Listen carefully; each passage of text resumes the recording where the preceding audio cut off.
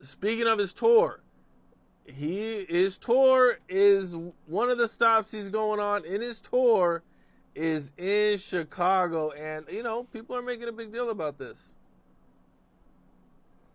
I be seeing them Chicago videos. I seen like some little young guys walking to a gym. It was like a basketball gym, might have been at a school or a recreation center. I swear to God, I never seen that many guns in one setting in my life. I'm talking about from 16 to age 25, guns, ARPs, Blackouts, Dracos. It was like 90 guns in the video. Everybody had a gun. And then I be watching them Chicago documentaries and vlogs. They living there. Like, I don't even think the police policing out there.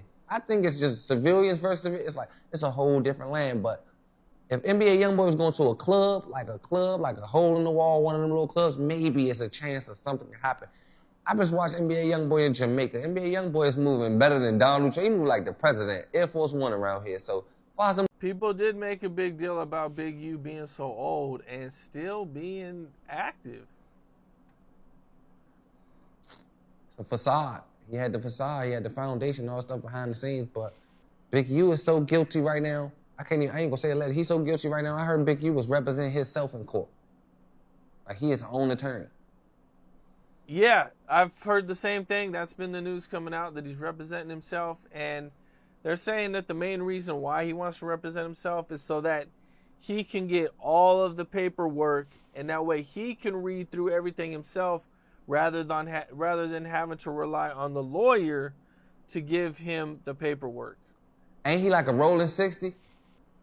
Allegedly, yes. The judge gonna roll his ass a 60-year sentence. Well, that's what they gave Eric Holder, was 60 years. I don't wish jail on nobody, but bro ass could have went to jail forever. Bro killed a legend. Adam, 22, had invited me to an interview, and I told him I was not coming to the interview because of the gang affiliation that No Jumper had. I know Bricc Baby personally from Shy Glizzy.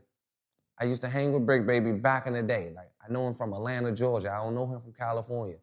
He used to be Pee-wee Longway homeboy. I know him from, like, Atlanta. He went to California, and that's a whole new Bricc Baby. I don't know him. I know the Atlanta Bricc Baby. I actually went on a move with Bricc Baby, and Bricc Baby did something scared. Like, he told me ride with him.